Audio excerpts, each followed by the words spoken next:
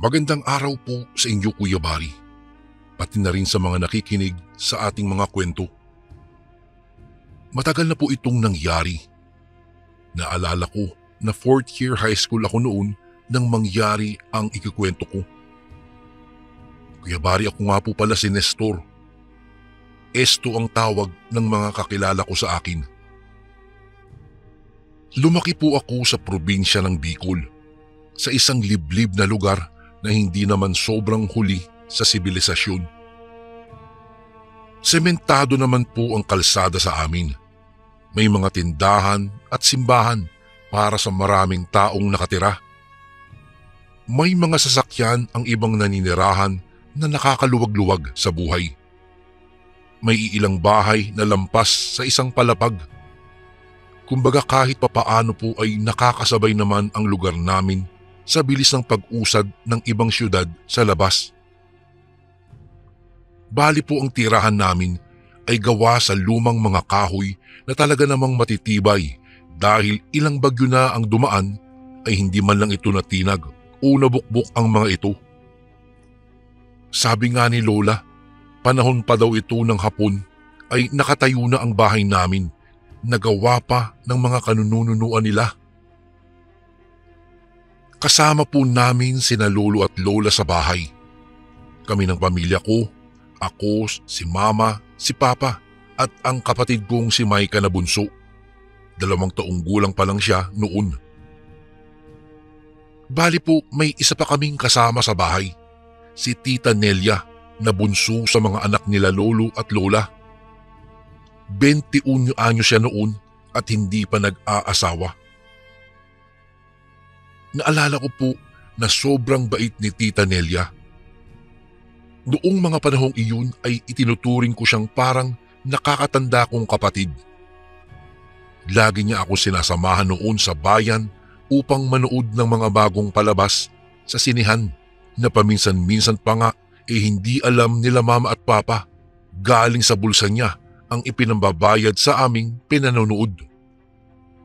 Napakasipag niya sa mga gawaing bahay, ni hindi na kailangan pang iutos sa kanya ang mga dapat gawin.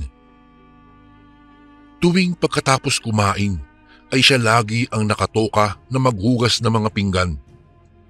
Minsan nga pinapagalitan pa ako ni mama na tumulong naman daw ako sa gawaing bahay kahit paghuhugas lamang. Hindi man lang dinadapuan ng alikabok ang mga display ni Lola sa itaas ng cabinet at sa altar dahil halos araw-araw kung magpunas itong si Tita Nelia.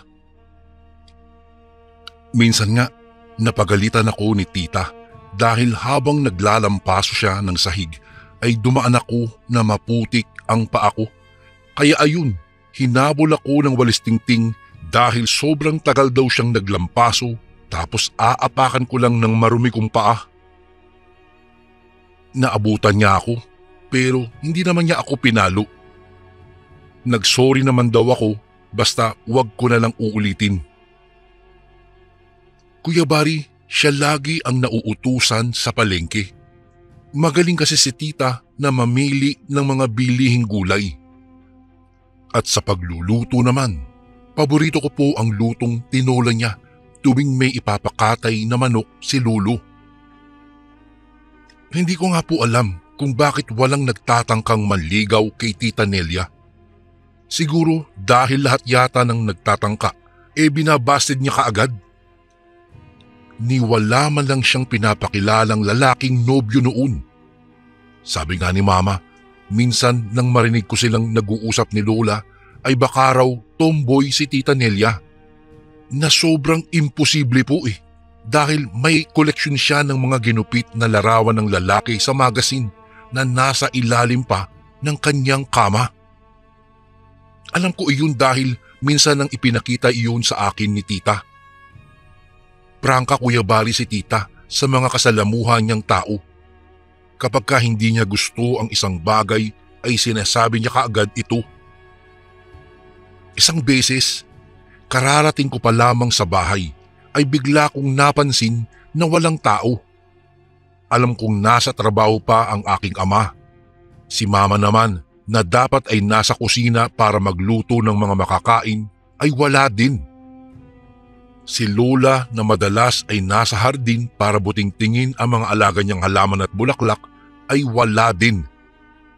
Si Lolo, dapat nakauwi na siya galing bukid, pero nagtataka ako, wala din po siya. Nagbihis ako ng pambahay at saka lumabas. Nagtanong-tanong sa mga kapitbahay. Doon ko lang po napag-alaman na nasa ospital daw si tita. Na disgrasya pala. Hindi ko maintindihan ang mararamdaman ko noong hapong iyon, Kuya Bari. Kinabahan ako na hindi ko malaman. Noong mga panahong iyon, hindi pa kami namamatayan ng kahit sinong kamag-anak, kaya grabe po ang pumasok sa imahinasyon ko. Akala ko talaga babalik si tita na nasa loob na ng kabaong kasama ang mga bulaklak at kandila. Akala ko magsisimula ng maglagay ng trapal sa harapan ng bahay namin, pati mga mesa at plastik na upuan. Kaya pagbalik ni Tita Nelia, sumabog talaga ang puso ko sa tawa. Naalala ko pa na grabe kung makatingin sila Papa sa ngiti ko. Niyakap ko pa nga si Tita Nelia na hindi ko pala dapat ginawa kasi sa tagiliran ang naging sugat niya. Ang kwento nila, nasaksak daw pala siya sa may iskinita sa kanto na dadaanan niya pa uwi. Hinold up daw siya ng isang lalaki at nang hindi niya ibinigay ang kanyang bag na naglalaman ng pera ay nadaplisan siya ng saksak. Noong makita ng holdapper ang dugo ay agad daw itong kumaripas ng takbo. Ilang buwan lang, gumaling na rin naman si tita kaagad at yung saksak na iyon ay nagmarka na sa katawan niya. Simula noon ay may mahaba na siyang peklat sa gilid ng kanyang tiyan.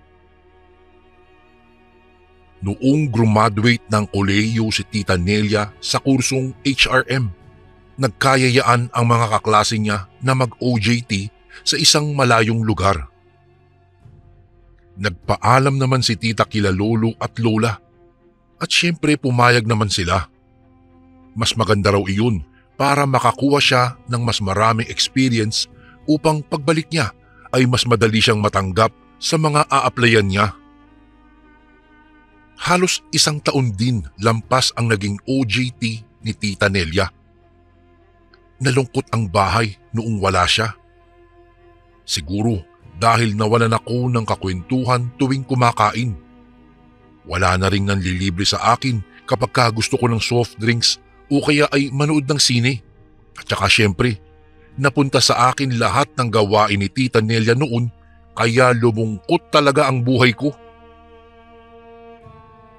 Lumipas ang mga buwan at graduate din ako ng 4th year high school. Pagka-uwi ko ay nakita ko na nakauwi na rin pala si Tita Nelia. Niyakap ko siya ng mahigpit. Hindi ko sinabi sa kanya na namiss ko siya ng sobra pero alam naman niya yun eh. "Kamusta na tita? Kamusta na yung trabaho mo?" Tanong ko sa kanya. "Ay, puro walang kwentang katrabaho, walang kwentang boss. Ay, nakakabagot," sabi ni tita. Nagulat naman ako sa inasal niya dahil alam kong hindi ganoon magsalita si tita.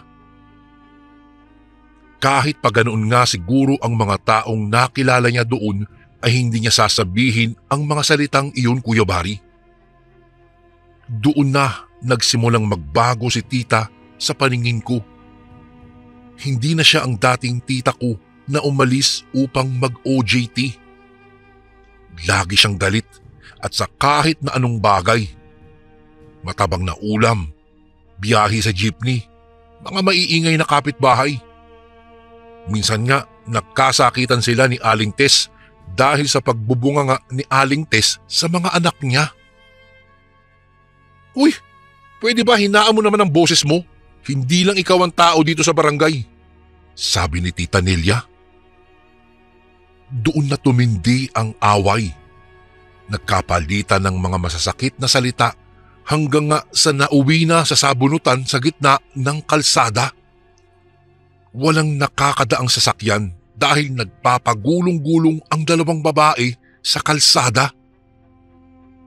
Noong araw na iyon, ako lang siguro ang nakapansin dahil medyo madilim na ang langit. Pero nakita ko na matatalas ang kuko ni tita at saka ba parang nandilisik ang mga mata niya. Noong mag-usap-usap sa barangay, sugat-sugat si Aling Tess sa katawan.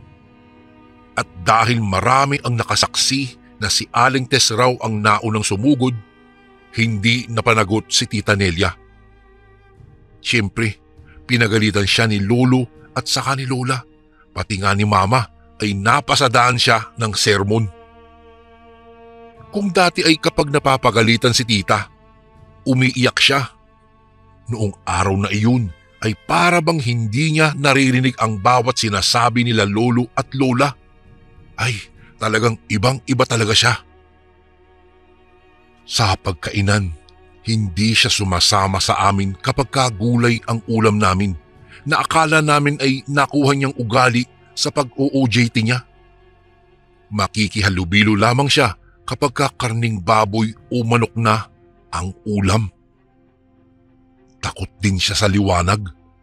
Balot na balot lagi si tita kapag lalabas na ang sikat ng araw.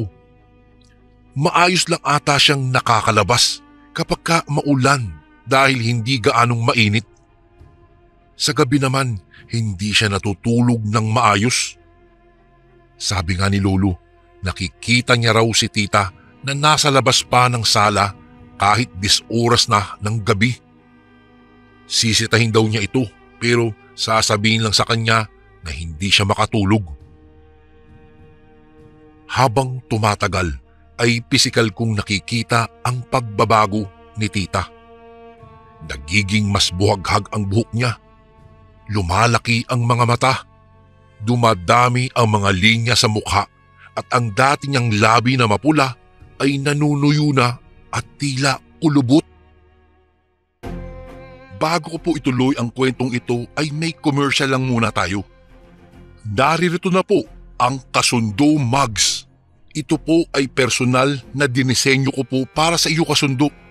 Ang bawat mug na bibilhin niyo po ay magiging malaking tulong para sa pagpapatuloy namin ng pagbibigay po sa inyo ng libreng kwento at libangan araw-araw.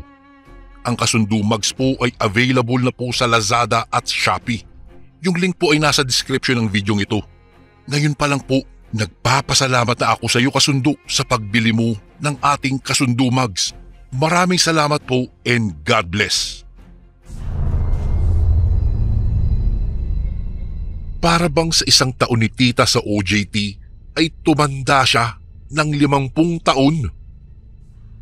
Kahit nga sila Lolo, napapansin na rin ang pagiging kakaiba ni tita. Kaya naman isang gabi sa hapagkainan ay kinausap nila ito.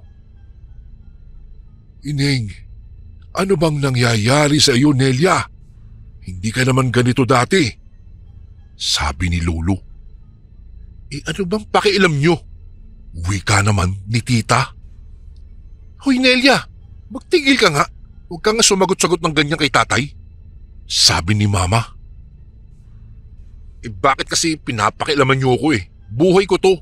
Hayaan nyo lang ako. Naiiritang sabi ni tita. Biglang tumayo si Mama. Nahulog ang mga kutsara at tinidor sa sahig na nakakabingi ang kalansing. Napayuko na lang ako. Parang alam ko na kasi ang mangyayari. Lumapit si Mama kay tita. Sa kanya ito biglang sinampal sa pisngi. Napakalakas ng ginawang tunog ng sampal ni Mama na nagulat pa ako sa aking kinauupuan. Tinignan ko si tita. Napansin ko ulit ang kulay pula niyang mga mata. Nakatitig kay Mama. Ano, gaganti ka? Yan ba ang natutunan mo doon sa OJT mo? Sabi ni Mama. Imbis na gumanti ay tumayo rin si tita at saka naglakad papasok sa kwarto niya. Oh, bakit mo naman sinampal ang kapatid mo? Wika ni Lola. Kasi sumusobra na eh. Sumasagot na sa inyo.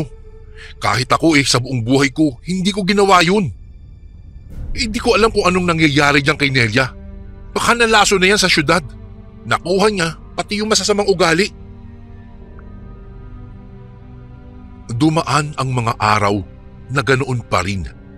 Laging nag-aaway si mama at si tita.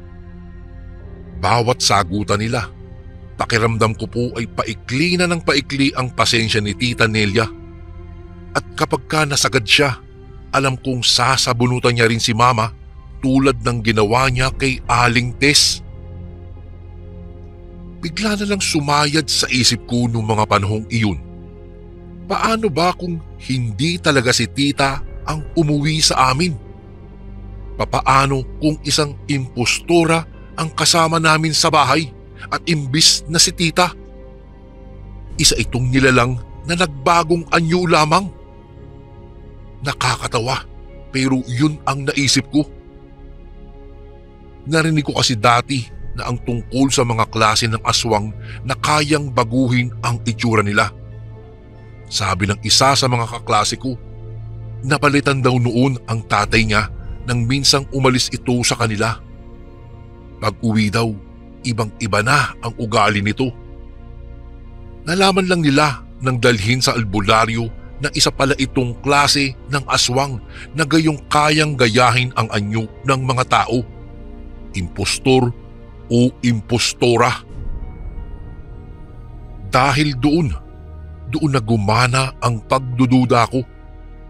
Lagi akong nag-iisip ng paraan para mapatunayan na impostora nga ang Tita Nelia na kasama namin sa bahay. Lagi akong nakaabang sa mga kilos niya at galaw. At isang beses nga, sinubukan ko siyang kausapin. Ngunit imbis na maayos na pag-uusap, ay pinagalitan pa niya ako. Pakialamero daw ako tulad ng aking ina. Sasagot sana ako, ngunit hindi ko na ginawa, Kuya Bari. Kahit pa nagdududa ako sa kanya, ay kamukha pa rin siya ni tita at hindi ko maatim na sagutin siya ng pabalang. Habang nasa kwarto at nag-aaral, naalala ko dati ang nangyari kay tita. Nadisgrasya siya noon at isa sa mga naiwang marka ng disgrasya ay ang peklat sa tagiliran niya. Tama, sisilipin ko lang kung nandun pa rin sa tagiliran niya ang kanyang peklat. At kapag ka nakumpirma kong wala, doon ko na sasabihin kila mama na hindi nga si tita ang umuwi sa amin. Umaga ko isinagawa ang aking plano. Siyempre, umaga lagi si tita natutulog sa kwarto niya. Dahan-dahan akong pumasok. Walang ilaw. Malapusa ang bawat yapa ko. Ayoko namang bigla siyang magising habang tinitingnan ko ang peklat sa tagiliran niya. Tulog nga si tita. Pataas baba ang tiyan. Nakasuot siya ng puting t-shirt. Naisip ko na magiging madali ang plano ko. Dahan-dahan akong lumuhod sa tabi ng kama at saka ko dahan-dahang iniangat ang t-shirt ni tita. Tumambad sa akin ang walang peklat na balat ni tita. Anak ng, tama nga ang hinala ko. Dahan-dahan akong tumayo at tumakbo palabas. Agad akong pumunta kay mama at sinabi ko sa kanya ang aking nakita. Sa una ay nagdududa pa siya, ngunit ipinaliwanag ko sa kanya na imposibleng mawala ng ganoon lang kabilis ang isang peklat ng tao. Kung wala siyang peklat sa tagiliran, tiyak kong hindi siya ang tita ko. Pagdating ni Lolo, sinabi agad ni Mama ang mga natuklasan ko. Naging tahimik saglit si Lolo. Kinuha niya ang sundang sa dingding ng bahay at pati ang rosaryo sa altar. Pagkatapos noon ay pinasok naming tatlo ang kwarto ni Tita Nelia. Itinaas ni Lolo ang t-shirt ni tita. Nanlaki ang mata ni Lolo dahil wala ang peklat na patunay na hindi siya ang talagang anak ni Lolo. Kaya naman ginising siya ni Lolo. Napabalikwas naman ang impostora. Napaatras hanggang ang likod niya ay nasa dingding na ng kwarto. "Sino ka? Anong klaseng halimaw ka? Saan mo dinala ang anak kong si Nelia?" sigaw ni Lolo. Doon siguro napagtanto ng impostora na huli na ang lahat. Nabistado na ang lihim niya. Wala na siyang takas. Kaya matinding tumitig ito sa amin. Maya-maya'y biglang nagbago siya ng kanyang anyo. Lumabas ang matatalas niyang ngipin sa bibig. Humaba ang mga kuko sa kamay na parabang tumutubo ito ng napakabilis. Tumami ang kulubot sa kanyang mga mukha at ang mga mata niyang dating itim ay tumalas at naging kulay pula. Sumigaw at umangil siya. Tumili na parang nasasaktan na hayop. Tapos ay sinugod niya kaagad si Lolo. Ngunit mabilis ang mga mata ni Lolo. Nahulaan niya agad ang gagawin ng impostorang aswang na iyon. Kaya agad na iwinasiwas niya ang hawak-hawak niyang sundang at tumama kaagad ito sa liig ng impostora. Sumaboy sa puting kama ang napakaraming dugo. Napaatras ulit ang impostorang aswang. Umuungol na siya na parang aso. "Nasaan? Saan ang anak ko? Anong ginawa mo sa kanya?" Hindi sumagot ang impostora. Bagkus ay ipinakita niya ang ngipin na parabang sinasabi na lumapit kayo at nang matikman niyo ang matalas kong mga pangil. Ngunit hindi natinag at hindi natakot si Lolo. Dahan-dahan siyang umibabaw sa kama at saka lumapit sa impostora. Habang nakatingin kay Lolo, sapu-sapu ng impostora ang sugat niya sa liig. Alam kong kung normal na tao yun ay matagal na siyang nawalan ng malay. Akma sanang tatagain ulit ni Lolo ang aswang nang bigla itong umiwas at saka sinira ang kahoy na bintana. Saka ito tumalon palabas. Agad kaming sumunod at tumakbo palabas. Pagkalabas namin ay hinagilap namin ng tingin ang impostorang nilalang na iyon sa itaas ng mga bubong. Ngunit hindi namin ito makita. Nagtawag si Lolo ng mga kapitbahay. Sinabi niya kung anong nangyari. Ilang minuto pa, lampas 100 lalaki na ang may sundang at kahoy na hawak ang naglibot sa buong barangay. Hinanap nila ang nakawalang impostorang nilalang na iyon. Ngunit gumabi na, kahit anino ay hindi man lang namin nasilayan na. 7:00 na ng gabi nang itinigil na ng mga tao ang paghahanap dito. Sabi nila, siguradong nakatakas na raw ito at nasa ibang bayan na. Hindi na namin nakita ulit ang impostorang aswang na iyon. At sa kasamaang palad, kahit si Tita Nelia ay hindi na rin namin nakita pang muli. Sabi ng mga katrabaho ni Tita, hindi raw nila alam na impostora pala ang naisama nila pauwi. Akala nila ay nagbago lang talaga ang ugali ni Tita Nelia. Ilang buwan din ang ginugol nila Lolo at Lola sa paghahanap kay Tita Nelia. Itinuon nila ang mga natitira pa nilang lakas upang hanapin ang anak nila na hindi nila alam kung ano na ang nangyari. Ilang beses silang may nakausap na nakita raw si Tita Nelia, pero lahat ng ito ay tumutungo lang din sa wala. Tumigil lang sa paghahanap sila Lolo nang magkasakit na ang aking lola. At simula noon, tinanggap na nila na wala na si Tita na parang namatay na. Tandang-tanda ko pa, Kuya Bari. Nagsagawa pa nga kami ng burol at isang libing sa sementeryo para kay tita. Isang walang lamang kabaong ang inilibing sa maliit na kwadradong lupa. Nagsindi kami ng mga kandila para na rin sa katawan ni tita na kahit kailan ay hindi na namin nakita pa. Noong graduate po ako ng kolehiyo, lumuwas din ako ng Maynila. Ayaw pa nga sana akong payagan nila mama, ngunit nagpumilit po ako. Sabi ko naman sa kanila, huwag kayong mag-alala, hindi naman ako matutulad kay tita. At iyon nga, Kuya Bari, ang nangyari. Sa ngayon po, ako ay nagtatrabaho sa isang bangko dito sa Maynila. Paminsan-minsan, dumadalaw din ako sa probinsya, pero dito na talaga ako tumira.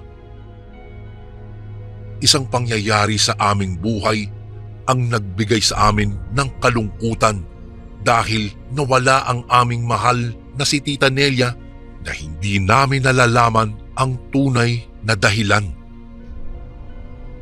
Ngunit magpas hanggang ngayon po ay umaasa pa rin akong buhay siya. Tita Nelia, kung nasaan ka man o kung naririnig mo ako ngayon, sana magbalik ka at kaming lahat ay naghihintay sa iyo. Kuya Bari, dito ko na po tatapusin ang aking kwento. Isang pangyayari na hindi ko po malilimot-limutan dahil kami ay nakasalamuha ng isang aswang na nagpanggap na isang impostora. Maraming salamat po, Kuya Bari, kung sakaling mabasa niyo rin po ito sa inyong channel. God bless po sa lahat ng nakikinig na kasundo ngayon. Lubos na gumagalang, Nestor.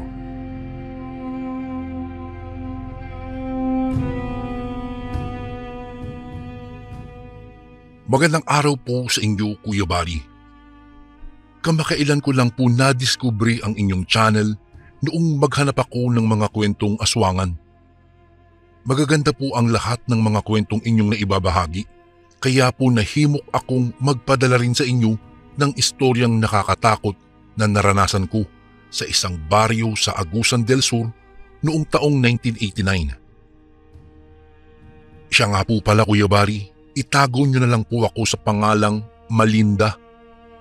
50 anyos na sa taong kasalukuyan. Noong mga panahong iyon ay dalagita pa lamang po ako. Napadpad ako sa baryo doon na itago na lang natin sa pangalang Bislig. Gawa ng isinama po ako ng aking Manong Pedro na aking nakatatandang kapatid sa kanilang tirahan upang samahan ang kanyang asawa na sa mga panahong iyon ay nagdadalang tao. Tubong sugbo kami ni Manong Pedro. Subalit noong naikasal sila ng kanyang asawa ay sumama na siya sa Agusan. Noong una ay pinagtaluhan pa nilang mag-asawa ang desisyon ni Ate Maria na sa Agusan manirahan. Dahil ayon pa rito, ayaw niyang mapalayo sa mga magulang niya. Sapat na raw na nawalay siya sa mga ito noong nagtatrabaho pa lamang siya sa Sugbo. Kahit labag man sa kalooban ni Manong Pedro na mapalayo sa amin, ay wala siyang nagawa dahil ayaw niya ring bigyan ng sama ng loob ang asawa niya, kaya't sumama na nga siya kay Ate Maria. Napadaan pa kami sa kakahuyang bahagi ng lugar at sa malawak na taniman ng mais bago nakarating sa baryo nila Manong Pedro. May 2 sapa pa kaming tinawid at may nadaanan din kaming mga kumpol ng kawayan. Noong narating namin ang baryo nila sakay sa isang kalabaw, ay napansin kong walang gaanong bahay ang naroroon. Ngunit sa patuloy na pagsuyod ng aking mga paningin ay napagtanto kong mayroon namang palang mga kabahayan, ngunit malayo ang bawat agwat ng mga ito mula sa kalapit na bahay. Ang bahay ni Manong Pedro ay nasa dulong bahagi pa ng baryo, kung kaya't nakapagliwaliw pa ang aking paningin sa mga bahay na nadadaanan namin. At iisa lang ang napagtanto ko habang nag-iisip. Nakakabagot ang manirahan doon dahil malayo sa sibilisasyon ang lugar na iyon, Kuya Bari. Hanggang sa huminto ang kalabaw sa isang kubo na yari sa kawayan at kugon naman ang bubungan. Sa bungad ng bakod ay nakatayo si Ate Maria na nakahawak sa umbok ng kanyang tiyan. Nakangiti itong kumaway sa akin. Ako naman ay mabilis na bumaba sa kalabaw at niyakap si Ate Maria. Ate, kamusta ka na? Naku, miss na kita. Bungad ko sa kanya at ginawaran ko siya ng halik sa magkabilang pisngi. Ay Malinda, mabutit nandito ka. Ayos naman ako. O ikaw, kamusta ka na? Laki mo na. Ang wika ni Ate Maria at inakbayan niya ako papasok sa kanilang kubo. Si Manong Pedro naman ay ipinasok ang mga dala kong bag sa loob. Kasunod namin. Sa puntong iyon ay saka ko pa lamang napansin na ang laki na ng ipinagbago ng kaanyuan ni Ate Maria. Umitim na siya at nangayayat na rin. Maging si Manong Pedro ay ganoon din. Wala na ang tikas ng katawan nito at mukhang tumanda na ang kanyang mukha kung ikukumpara sa kanyang edad. Sa kaloob-looban ko, Kuya Bari, naawa ako sa kapatid ko. Gawa ng mukhang nahihirapan siyang mamuhay sa lugar na iyon na malayo sa sibilisasyon. Unang gabi ko sa bahay ni Manong Pedro ay medyo namamahay pa po ako. Pabaling-baling ako sa pwesto ng pagkakahiga gawa ng pakiramdam ko ay napakaalinsangan ng panahon. Panay-punas din ako ng pawis noon. Bandang mga hating gabi ay may narinig akong mga pagbagsak sa bubong. Para bang mayroong isang nilalang na umaapak doon. Pinakinggan kong mabuti ang ingay na iyon at kung nasaan ito banda. At dahan-dahan kong sinindihan ang lampara upang magkaroon ng liwanag ang tinutulugan ko. Dahil hindi naman gaanong malaki ang kubo ni Manong Pedro at Ate Maria na mayroong dalawang maliit na silid, sala at kusina, ay mababanaag mo talaga ang kabuuan ng kubong iyon kung ang ilaw ng lampara ay nagmumula sa gawing sala nila. Matapos sindihan ang lampara, ay lumabas ako ng silid tulugan ko. Naupo sa isang mahabang kahoy na bangko na naroroon sa nagsisilbing sala ng kubo. Ang paggasak ng bubungan na narinig ko ay nagpatuloy pa rin. Hanggang sa napansin kong huminto iyon sa tapat ng silid ng mag-asawa. Bigla akong tumingala at kitang-kita ng dalawa kong mga mata ang pagkahawi ng mga patay na kugon na ginawang bubong at tumambad doon ang isang bagay na maihahantulad mo lamang sa isang sinulid na pahaba ng pahaba habang bumababa sa loob ng silid ni na Ate at Manong. Dala ng kuryosidad kung anong bagay iyon ay maingat kong binuksan ang silid nila na hindi nakatrangka sa looban. Sa pagbukas ng pintuan sa kanilang silid, nasipat kong nakataob ang ayos ni Manong Pedro sa kanilang higaan at si Ate Maria naman ay patiyahang nakahiga habang naghihilik. Sakto namang ang bagay na nakita kong humahaba ay nakarating na sa umbok ng tiyan ni Ate Maria. Hindi ako kumurap ng mga sandaling iyon, Kuya Bari, at tinitigan ko iyon ng mabuti. Gumagalaw-galaw iyon at mayroong napakabahong amoy na umaalingasaw sa nagmumukhang sinulid na bagay na iyon. Si Ate Maria naman ay umuungol na tila ba nasasaktan. Bigla akong nakaramdam ng kilabot, kaya naghanap ako ng matulis na bagay na maaaring ipamputol sa bagay na iyon. Sakto namang nahagip ng aking paningin ang isang gunting na nasa tagiliran lamang ni Manong Pedro. Kaya sa walang pag-aalinlangan ay agad kong pinutol ang malasinulid na iyon gamit ang gunting. Gulat na gulat ako nang sa pagdapo ng naputol na bagay na iyon sa sahig ay naging isang putol iyon na dila. Kasabay ng aking pagtili ay ang paghiyaw ng kung anong nilalang sa itaas ng bubunga nila. At rinig na rinig ko rin ang papalayong tinig nun. Bigla namang nagising si Manong Pedro at ang kanyang mga mata ay nagtatanong kung ano nga ba ang nangyari. Hindi ako kaagad nakasagot, gawa ng labis na takot. Kung kaya itinuro ko na lamang ang putol na dila sa kanya. Manong, may dila! Utal kong saad sa kanya. Halatang naguluhan si Manong Pedro at sinundan ng tingin ang itinuro ng aking daliri. Biglang nanlaki ang mga mata niya nang masilayan ang dilang putol sa tabi ng natutulog na si Ate Maria. Mahal gising! Saad ni Manong Pedro sabay tapik sa magkabilang pisngi ng asawa. Pupungas-pungas namang bumangon si Ate Maria, pero bigla rin namang siyang umayos nang makita ang bagay na nasa kaniyang tabi.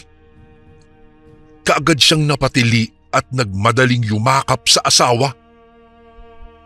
Ikinuwento ko sa kanila kung papaano at bakit napunta iyon doon. Nagpasalamat naman sa akin si Ate Maria dahil baka kung hindi ko naagapan ay malamang napahamak na raw siya at ang magiging pamangkin ko. Naku, sa palagay ko may magbabalik dito upang kunin ang pag-aari nito. Simula ngayon, lagi na tayong mag-iingat sa gabi man o sa araw.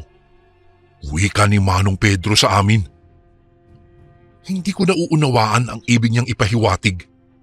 Hindi ko alam kung ano ang gagawin at hindi ko lubos maisip kung ano o sino ang nagmamay-ari ng putol na dila. Kaya naman ay naglakas loob akong magtanong sa kanila, Kuya Bari. Manong, ano po bang klaseng nilalang yun? Yung may-ari ng dila na ito? Ay, Iha, Tik-tik. Tik-tik ang may-ari niyan. Isang uri ito ng aswang na kadalasang binibiktima ay mga buntis. Para sa kanila ay humahalimuyak ang amoy ng isang buntis at para sa kanila, nakakatakam itong kainin. Ang aswang na ito ay may kakayahang pahabain ang kanyang dila na parang gahibla lamang at iyon ang nakita mo kanina, Malinda, na sinasabi mong parang sinulid. Pagpapaliwanag ni Manong Pedro. Yun ba? Naku, may mga aswang pala rito sa baryo na ito. Inosente kong tanong sa kanila. Wala, Malinda. Ayon sa matatanda, ang mga aswang ay hindi nang bibiktima ng mga kapitbahay, maging sa mga taong malalapit sa kanila, maging sa kanilang mga kababaryo. Kadalasan ay dumarayo ang mga aswang upang makapambiktima ng iba. Tugon naman ni Ate Maria na nakahawak sa umbok ng kanyang tiyan. Ang putol na dila ay ibinalot ni Manong Pedro sa isang maitim na tela at isinilid sa isang garapon na mayroong lamang langis. Isang araw, Kuya Bari, naglaba ako sa may ilog doon. Sa gilid na parte naman ng ilog ay mayroong mayabong na kumpol ng mga kawayan. Doon sa may ibabang bahagi ng mga kawayanan ay mayroong mga umaagos na tubig na ginawan ng maliit na batis. Doon kami nagsasalok ng maiinom. Habang ako po'y naglalaba, panay naman ang lingon ko sa gawi ng batis. Baka kasi may magsalok ng tubig doon at hindi ko mapansin. Magugulatin pa naman po ako. Bago ko po ituloy ang kwentong ito ay may commercial lang muna tayo. Naririto na po ang Kasundo Mugs. Ito po ay personal na dinisenyo ko po para sa iyo kasundo. Ang bawat mug na bibilhin niyo po ay magiging malaking tulong para sa pagpapatuloy namin ng pagbibigay po sa inyo ng libreng kwento at libangan araw-araw. Ang kasundo mugs po ay available na po sa Lazada at Shopee. Yung link po ay nasa description ng video ito. Ngayon pa lang po, nagpapasalamat na ako sa iyo kasundo sa pagbili mo ng ating kasundo mugs. Maraming salamat po and God bless.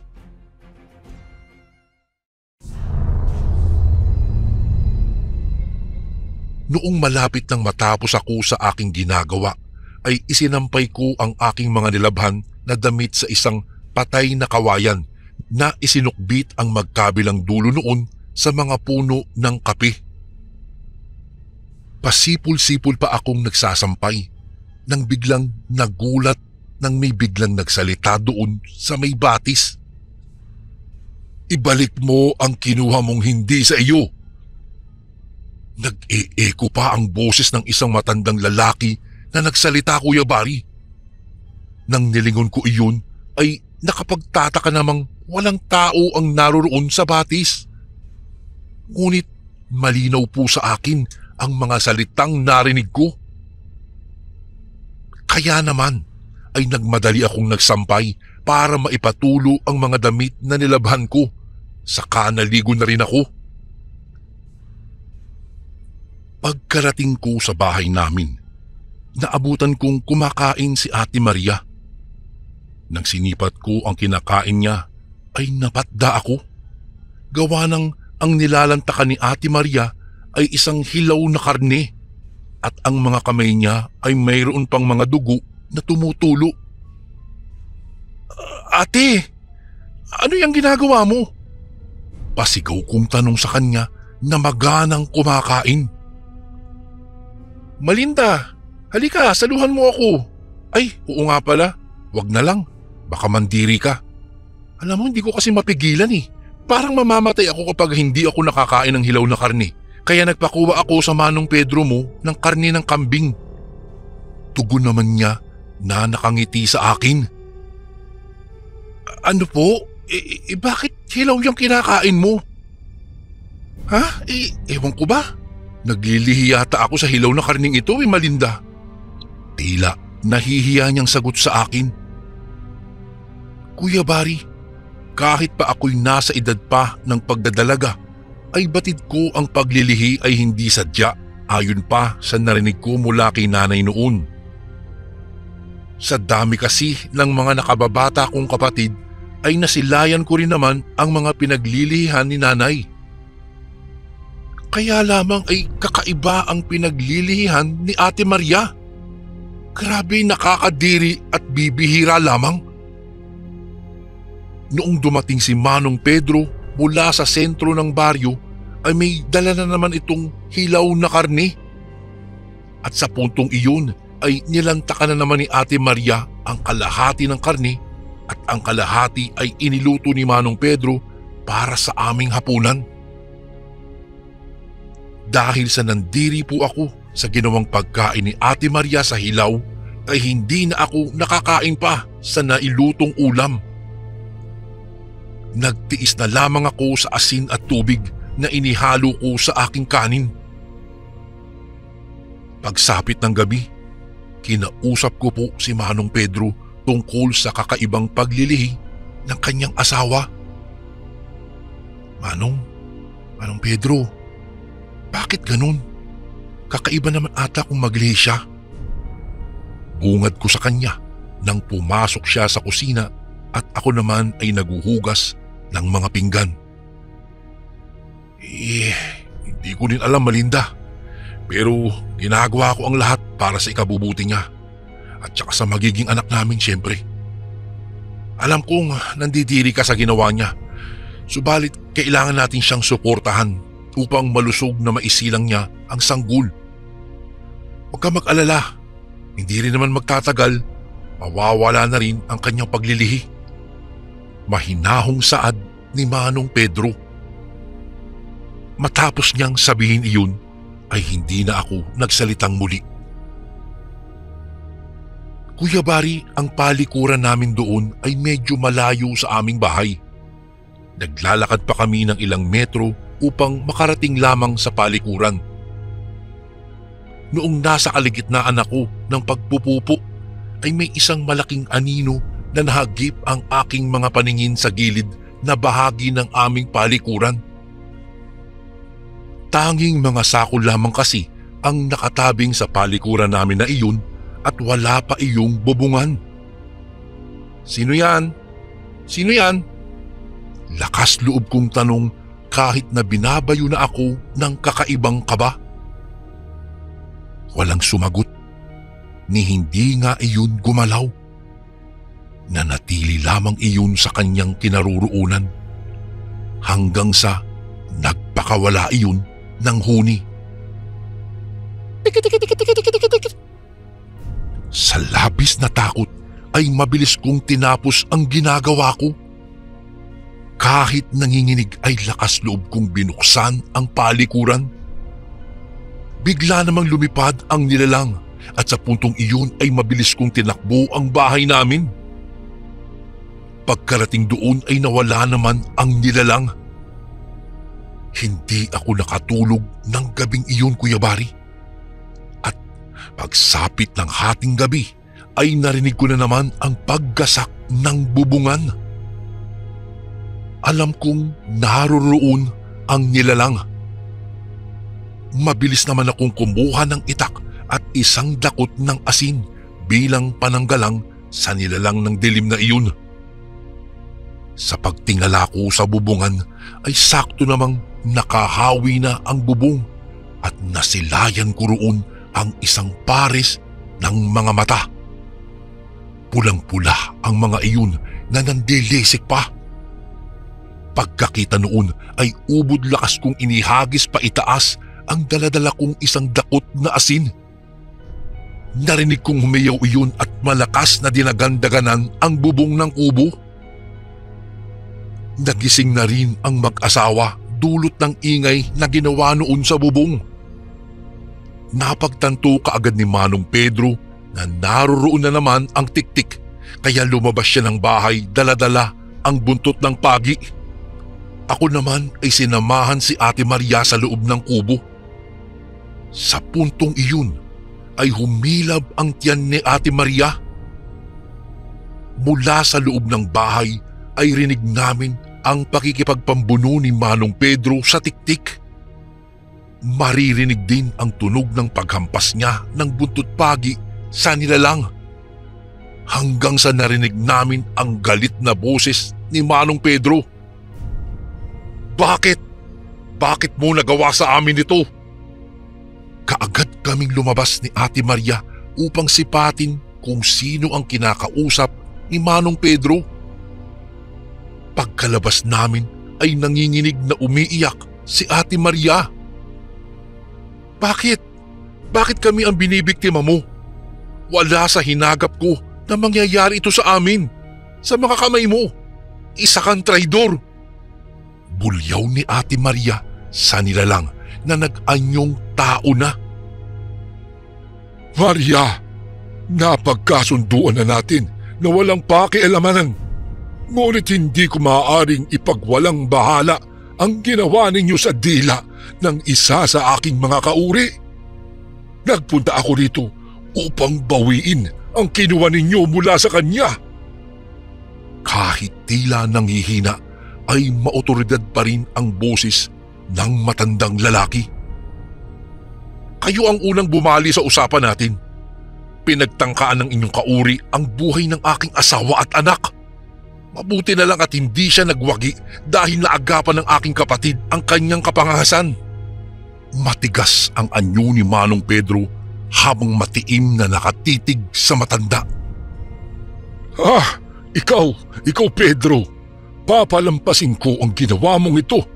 Subalit batid kong hindi kayo tatantanan ng aking mga kauri dahil itinago ninyo ang dila ng isa sa aking mga kasamahan. Ang mabuti pa, ibigay ninyo sa akin iyon ngayon. Bulyaw naman ng matandang lalaki. Utang na loob, umalis na po kayo. Ayoko nang makita pa ang pagmumukha ninyo. Matagal ng labag sa kalooban ko ang pag-anib ninyo sa mga nilalang sa dilim. Pero wala kayong narinig mula sa akin. Tinanggap ko pa rin kayong dalawa ni ina. Pero sumusobra na kayo. Dahil ba sa hindi nyo na isakatuparan na gawin din akong isang aswang, ay kakainin na ninyo ang magiging supling ko? Hindi po mangyayari iyon. Magkakamatayan tayo, ama. Galit na turan ni Ate Maria. Hanggang sa biglang may bumulusok malapit sa kinaroroonan ng aswang. Isang tiktik na unti-unting nag-iba ng kaanyuan matapos na makalapag sa lupa.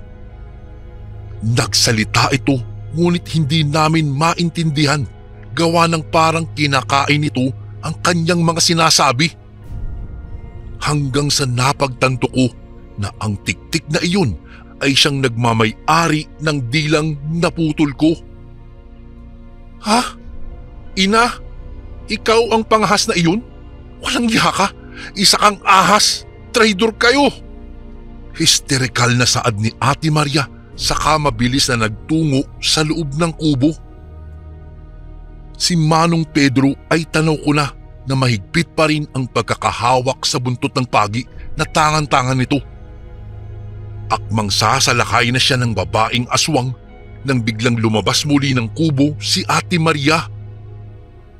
Ito ba? Ito ba ang hinahanap ninyo? Sigaw niya at ipinakita ang garapon na pinaglagyan ng naputol na dila. Hindi naman nakakilos ang dalawang matanda. Akin na yan, Maria! Utos naman ng kanyang ama. Binuksan ni Ate Maria ang garapon at kinuha mula sa loob noon ang dilang putol. At inihulog niya sa lupa at binudburan ng maraming asin. Umusok ang dilang natatabunan ng maraming asin kasabay ng paghiyaw ng babaeng nilalang. Isa kang pangas! Manang-mana ka talaga sa kapangasan ng iyong tunay na mga magulang. Noon ay hindi ka namin nadukot mula sa kanyang sinapupunan. Ngayon ay kailangan makuha namin ang nasa loob ng iyong tiyan. Mabangis na sigaw ng lalaking tiktik. Hanggang sa magkasabay ang dalawang aswang na nagpalit ng anyo at lumipad sa ere. Sa puntong iyon ay halos mawalan ako ng malay tao dahil sa mga kakaibang nasasaksihan ko. Inutusan ako ni Manong Pedro na pumasok sa loob ng kubo kasama si Ate Maria. Tumalima naman kaagad kami at mula sa loob ay sinilip namin ang mga nangyari sa labas. Bawat paghataw ng buntot pagi ni Manong Pedro sa dalawang aswang ay umuusok ang bawat parte ng katawan nila na tinatamaan. Hanggang sa kapwa silang dalawa ay nanghina na sumayad sa lupa.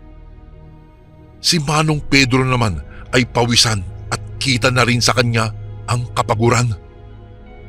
Hanggang sa biglang tumayo ang babaeng tiktik.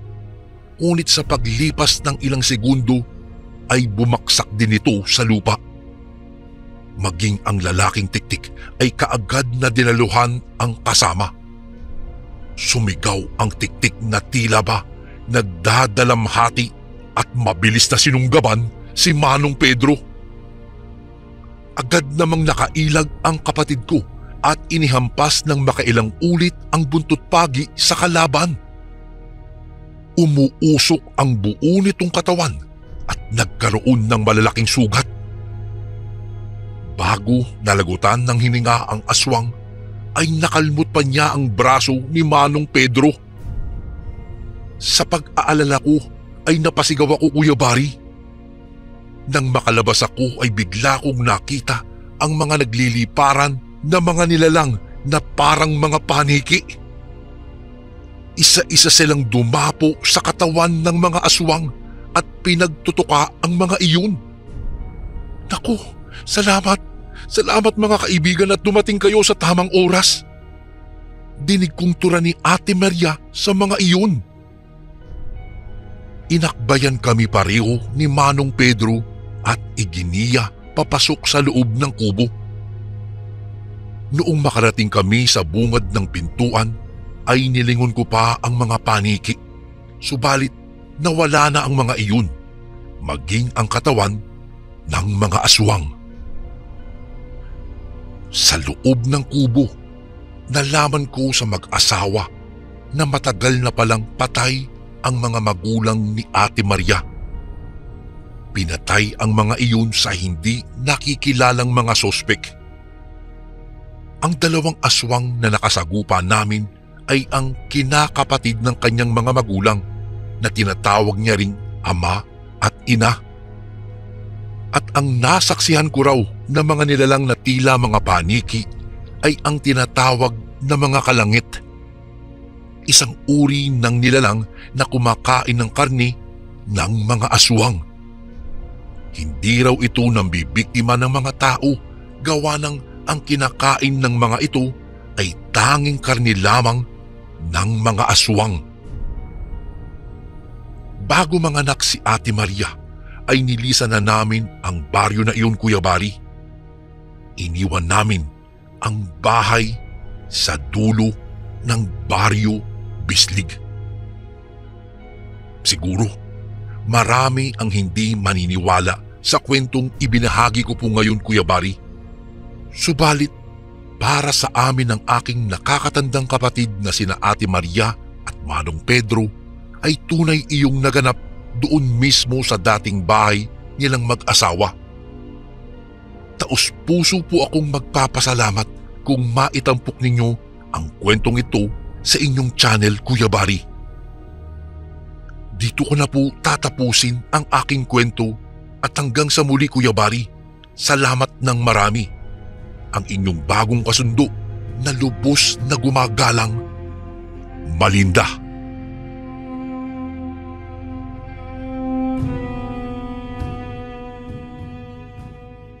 Magandang araw po sa iyo, Kuya Bari. Itago niyo na lang po ako sa pangalang Aurelia. 25 taong gulang at kasalukuyang nakatira sa lugar na tawagin na lang nating Santa Clara.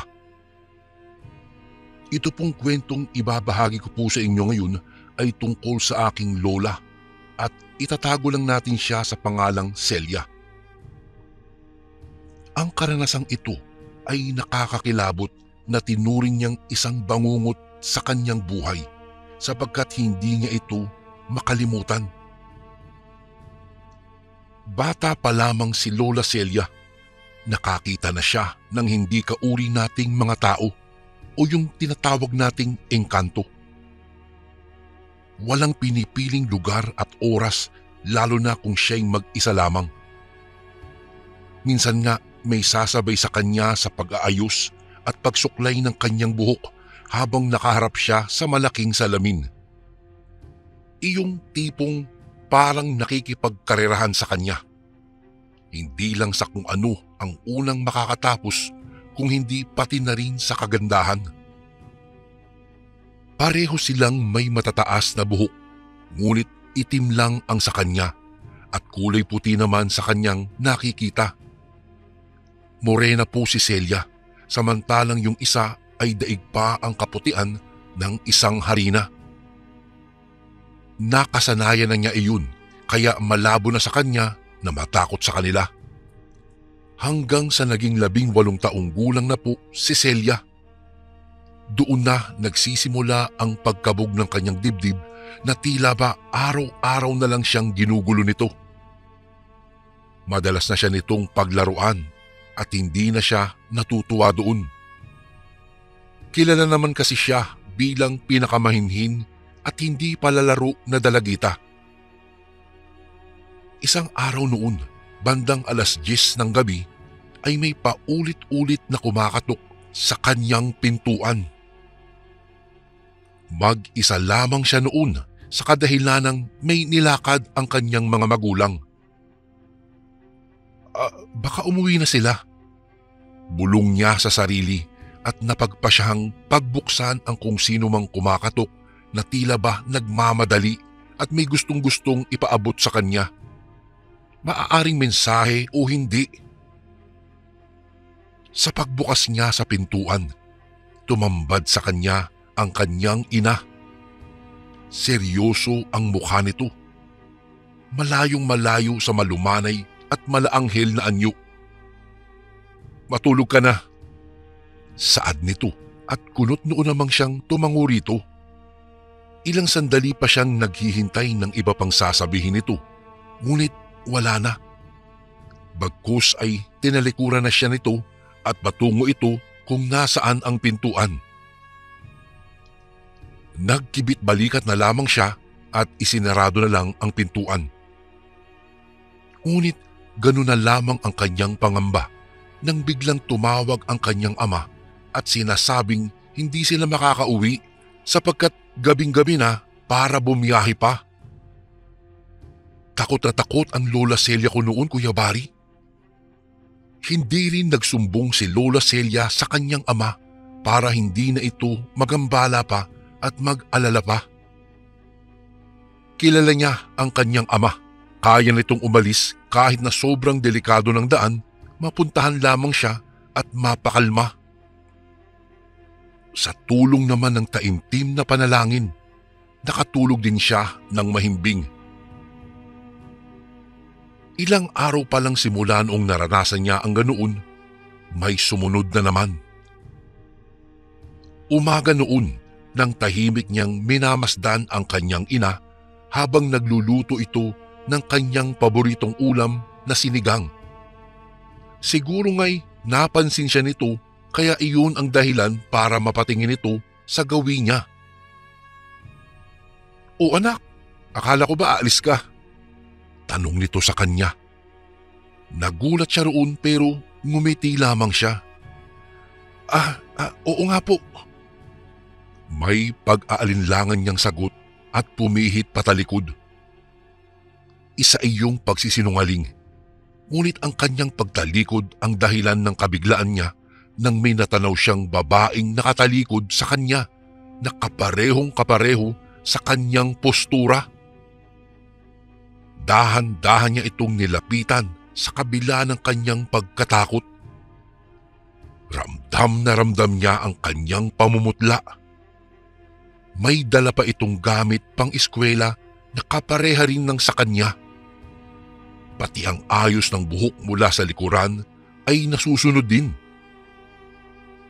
Magsasalita pa sana siya pagkatapos niya itong lapitan nang tumingin ito sa kanyang gawi. Tila binuhusan siya ng malamig na tubig sapagkat ang mukha niya'y gayang-gaya nito. Tiningnan nito si Lola Celia ng diretso sa mata habang may ngiting kumukurba sa labi nito. Ngiting hindi niya maipaliwanag na tila may kakaibang ipinapahiwatig at nakakakilabot iyon. Sa takot niya'y napaatras siya at tumingin sa ibang direksyon, ngunit naroon na naman at hindi pa rin naiiba ang aura nito kanina. Gusto na niyang sumigaw, ngunit walang boses ang lumalabas sa kanyang bibig. Namamanhid ang kanyang buong katawan at ang nanginginig na paa lamang ang tanging gumagalaw ng mga oras na iyon, Kuya Bari. "Celia?" tawag ng kanyang ama. Kaya napaiyak na lamang siya sa takot at natagpuan niya ang kanyang sariling nakaharap sa salamin. Napatingin siya sa bandang kusina at kahit anino nito'y hindi na niya nasilayan pa. Napabuntong hininga na lamang si Lola Celia at napakrus ng wala sa oras. "Oh, akala ko ba aalis ka?" tanong na naman ng kanyang ama. Hindi niya alam kung papaano siya napunta sa gilid ng kanyang silid, basta ang nasa isipan niya lang ay unti-unti siyang naglalakad papalayo kung saan siya may nakita kaninang replika. "Ay, hindi na po." Wala sa sarili niyang sagot.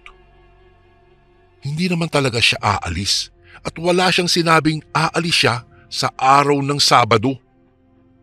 "Oh, naghihintay na si Gerald sa iyo. Kanina pa tawag ng tawag." Di ba nagkausap pa nga kayo?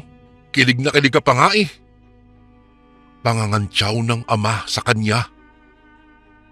Iyon na lamang ang pagtaas ng kanyang balahibo sapagkat sa kanyang isip-isipan, may ibang gumagawa nun. Kagigising niya pa lamang noong nakita niya ang kanyang inang nagluluto. May paminsa-minsahe pa nga siya sa nakaraang gabi sa lalaki na hinding-hindi siya makikipagkita rito dahil hindi niya ito gusto. "Uy, huwag mo paasahin yung tao ha," sabi ng ama niya sa kanya, kaya nag-ayos na agad siya at umalis.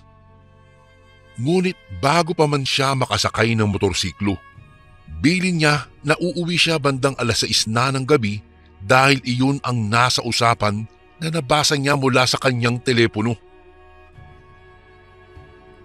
Bandang 6:00 ng gabi, habang nagluluto ng hapunan si Cara, ang mama ni Lola Celia, ay may kumatok sa pinto. "Pasok!" saad niya at nararamdaman niya ang kanyang anak sa may likuran niya. Ngunit hindi man lang ito nagmano sa kanya. Bago pa man makapagsalita si Cara ay tinalikuran na siya nito. Napabuntong hininga na lamang siya at napatigil ng pansamantala. Alam kasing ayaw ng lola ko sa Gerald na iyon, Kuya Bari. Kaya ayun, iniintindi na lang ni Cara si Lola Celia. Baka nga ito ay totoong napagod sa gala. Sa isip-isip niya, sino ba kasing matutuwa sa gala na hindi mo naman gusto ang iyong kasama? 1 linggo na ang lumipas at ganoon na talaga ang trato niya sa kanyang ina. At oo nga pala, pati na rin sa kanyang ama. Pakiwari nga nila'y nagkasala sila kasi minsan na silang pinapalayas sa sariling bahay. "Pinutol niyo ang puno ko rito, kaya umalis na kayo." Balakas nitong sigaw sa kanila. Bigla na namang umapoy ang mukha nito sa galit. Sa totoo lang, Kuya Bari, hindi nila ito talaga maintindihan. "Anak, ano bang nangyayari sa iyo? Hindi ka naman ganito dati ah. Ano yung puno? Anong puno? Nasa bukid yun, di ba? Balita ko, may prutas na iyon." Sagot ng ina sa anak. Ang tinutukoy nito ay ang punong mangga na tinanim ni Lola Celia na aksidenteng naputol ng kanyang ama. "Ang sama nyo. Tunay ngang masama kayo. Ayaw ko sa bukid. Gusto ko rito, maganda. Payabong na sana yung puno." Sigaw pa nito at paiyak na. "Kilabutan ka sana sa sinasabi mo." Pagputol sa kanya ng kanyang ama, at ito ang unang beses niyang nasigawan ang kanyang unika iha. Ngunit kahit gaano man kataas ang boses na ginamit nito, hindi pa rin natitinag si Lola Celia sa kanyang kinatatayuan. Akmang lalabitan sana siya nito nang mapigilan ang ama niya ng kanyang ina sa kadahilanang nakita niya ang kamaong nagpipigil ng suntok. "Sige, aalis kami." Naluluhang saad ng kanyang ina. Maunawaing ina si Cara, kaya kaya niyang magpaubaya, Kuya Bari. Napaiyak na lamang itong tumalikod at hindi niya man lang magawang hawakan si Lola Celia dahil lumalayo ito sa kanya sa tuwing siya'y lalapit para sana yakapin. Umalis sila sa malaking puting bahay na iyon. At bago pa man sila makasakay sa kanilang sasakyan, nang may isang matandang babae ang huminto sa tapat ng kanilang bahay.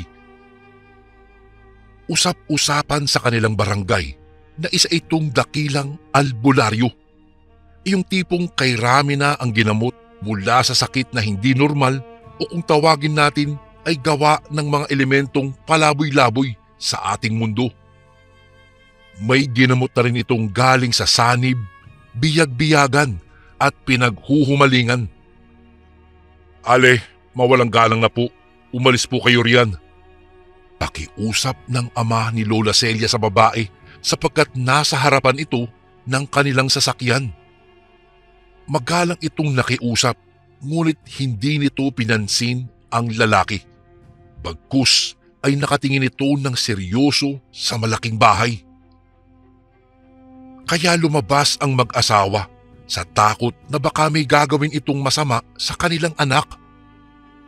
Pareho sila ng paniniwalang baka nga ito ay nagpapanggap lamang na manggagamot sa lugar nila. Sapagkat simula nang ito ay tumira sa kanilang lugar, marami na ang kababalaghang nangyari sa kanila na noon ay normal lang kung susuriin. Uso pa naman ang mga aswang daw noon, Kuya Bari.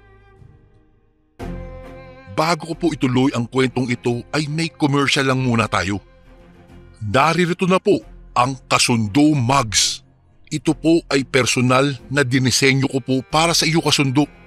Ang bawat mug na bibilhin niyo po ay magiging malaking tulong para sa pagpapatuloy namin ng pagbibigay po sa inyo ng libreng kwento at libangan araw-araw. Ang Kasundo Mugs po ay available na po sa Lazada at Shopee. Yung link po ay nasa description ng video ito. Ngayon pa lang po, nagpapasalamat na ako sa iyo, kasundo, sa pagbili mo ng ating Kasundo Mugs. Maraming salamat po and God bless.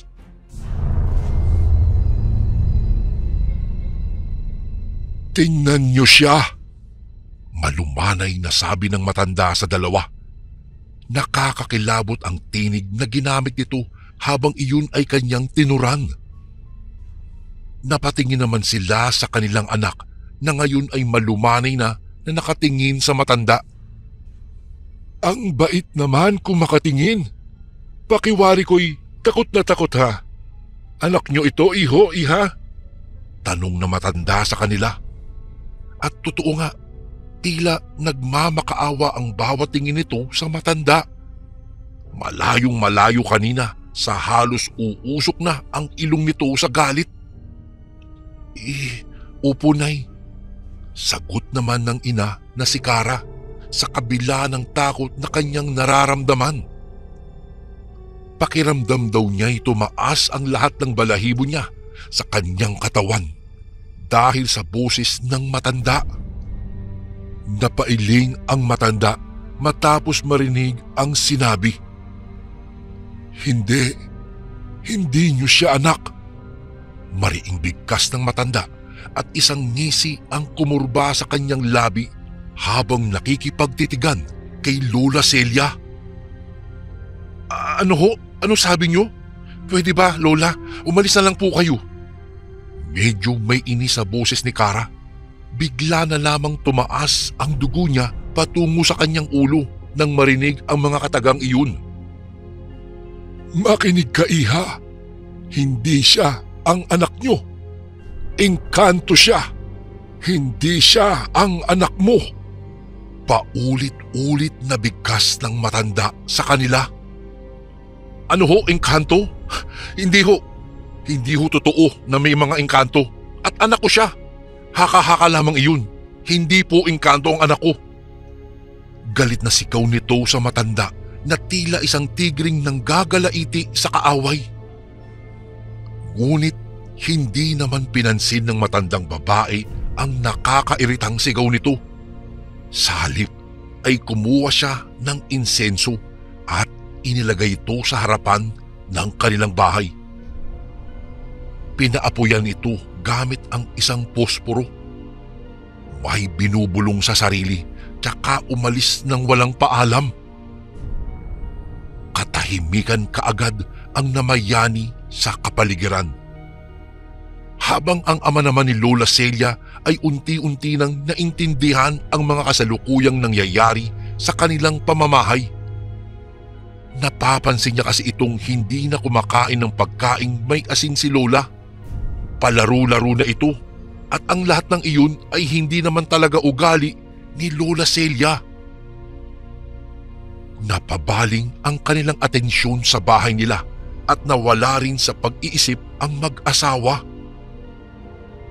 Biglang nawala si Lola Celia na parang bula na naging dahilan para mawala ng malay si Kara sa hindi inaasahang pagkakataon. Doon pa talaga niya nakita kung papaano kinuha ng hangin ang buong katawan nito.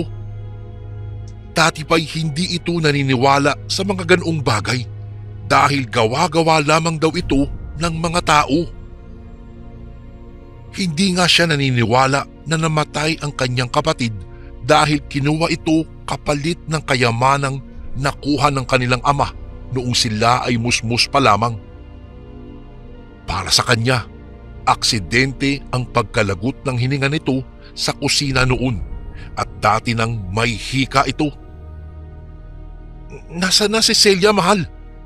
tanong ni Cara sa kanyang asawa nang ito ay nagising.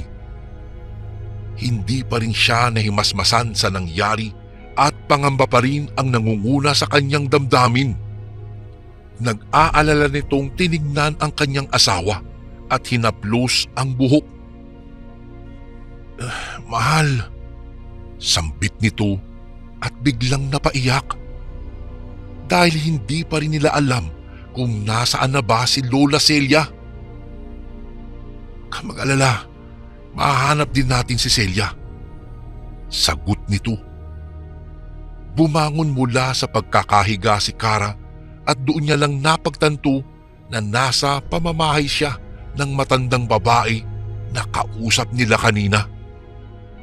Natanaw niya kasi ang likuran nito habang may inaasikasong kagamitan sa may lamesa. "Mahal, mapapagkatiwalaan ba natin siya?"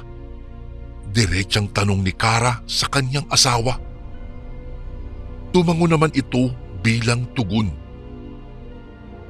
"Maupo kayo. Magsimula na tayo." Tugon ng matanda bago pa man makapagsalita si Cara. Seryoso ang kanyang mukhang nakatingin kay Cara kaya napaigik ito ng pansamantala. Tahimik lamang silang nakatingin at isang nakawiwindang na dagundong na tila isang palahaw na kampana ang kanilang narinig, hudyat na nagsimula na ang ritual. Marami itong ginawa at may kulay pula na kandila pa ang nakasindi at maaamoy din ang usok ng insenso. Hindi man naniwala kaagad si Cara ay hindi na ito nangulit pa at taimtim na lamang na nagdasal na sana'y makita pa niya ang kanyang mahal na anak. Naintindihan na rin niya ang nangyayari. Nanalangin na lang din siya na sana'y totoo ang ginagawa ng manggagamot na nasa kanilang harapan at hindi lamang salapi ang hanap nito at takbo ng kanyang utak. Takot pa man din siyang maloko, ngunit dahil sa pagnanais niyang mahanap ang kanyang anak, hindi na siya nagreklamo pa. At isa pa, hindi naman nanghihingi ng malaking bayad ito at kagustuhan ito ng kanyang kabiyak. Itinatak na lamang niya sa kanyang isipan na matatapos din iyon at hindi na sila nito gagambalain pa. Natapos ang sinabing ritual na hindi man lang nagbigay atensyon si Cara sa ginagawa ng matanda. Takbo lang ng takbo sa kanyang isip sa kung ano na ang kalagayan ng kanyang anak at kung saang lugar ito napunta, kung nakakain na ba ito ng maayos at nakatulog ng mahimbing. Noong matapos ang ritual, nagsalita ang manggagamot. Sinabi ng matanda na uuwi na si Lola Celia bukas at sa parke sila magkikita. Ipinagbabawal na rin ng matanda na dalhin ang dalagita sa kanilang malaking bahay at mas mabuting lumipat na lamang sila ng bagong tirahan daw dahil napakalalim ng galit ng sinasabing engkanto sa kanila dahil sa pagkakaputol ng puno. Dagdag pa ng matanda, inutos niya na mas mainam ding magpagupit daw ito ng buhok at hindi na hayaang humaba pa ang sukat hanggang sa kanyang baywang. Kinaumagahan, naghintay na sila sa parke kung saan ang sinasabing direksyon ng matandang babae. Sa isip ni Cara, siguro nga'y tama siya dahil ang kanilang bahay ay napapalibutan ng malalaking puno. Kung titignan din ang kabuuan nito, sobrang tahimik at tanging mamahaling ilaw lamang ang nagpapaliwanag dito kahit na may araw man. Halos hindi ito napapasukan ng sinag ng araw. Naalala niya noong pinagawa din ang bahay ay pinutol ng mga manggagawa ang isang matayog na baliti na puno na talagang sentro naman kung nasaan matatagpuan ang kwarto ni Lola Celia. Siguro iyon din ang dahilan kung bakit magpapakita ito sa kanya.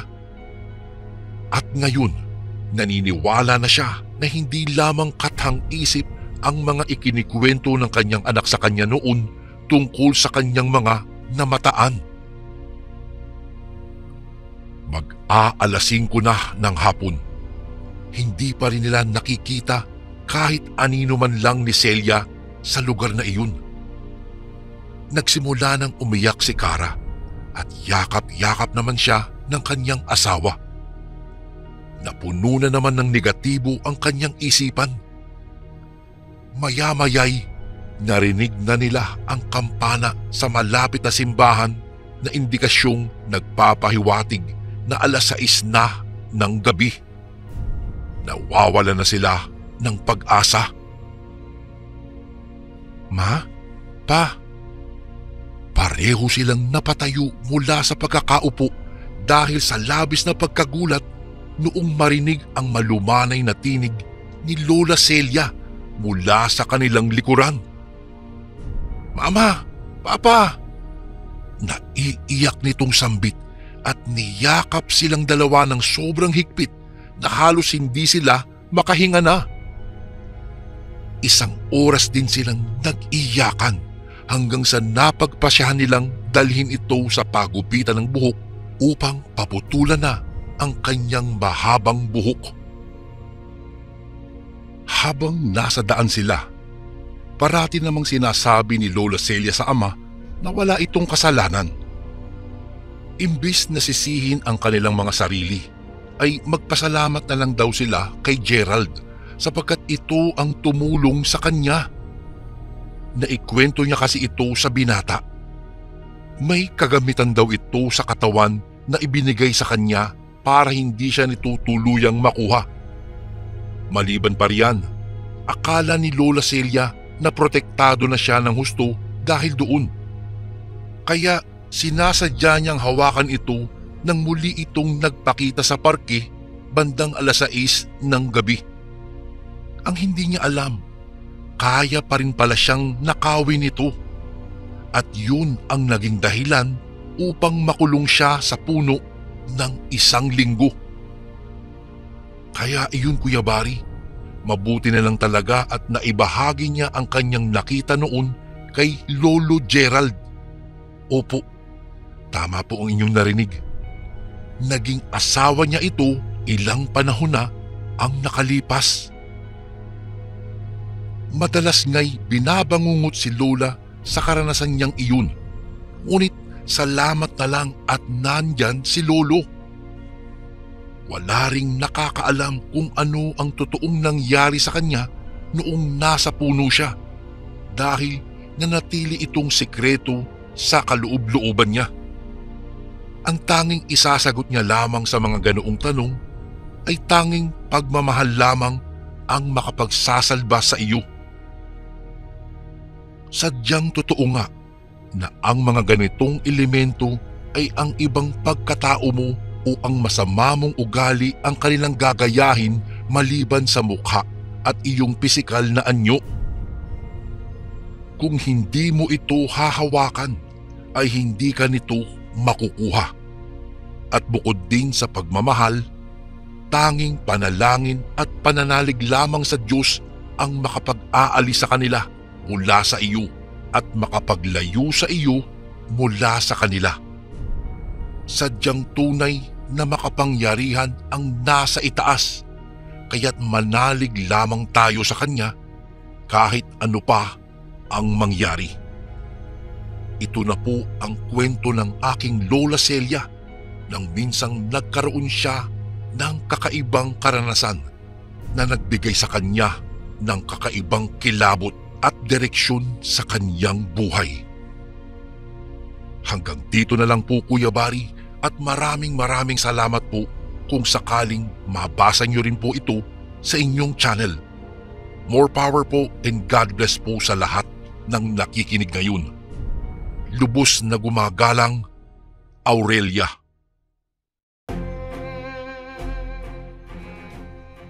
And again, maraming salamat po mga kasundo. Don't forget to subscribe and i-click nyo lang po yung bell na button para updated po kayo sa mga upcoming videos namin na paparating. Maraming salamat po ulit. God bless and ingat po lagi dyan. Ito po si Kuya Bari at ako ang Sundo.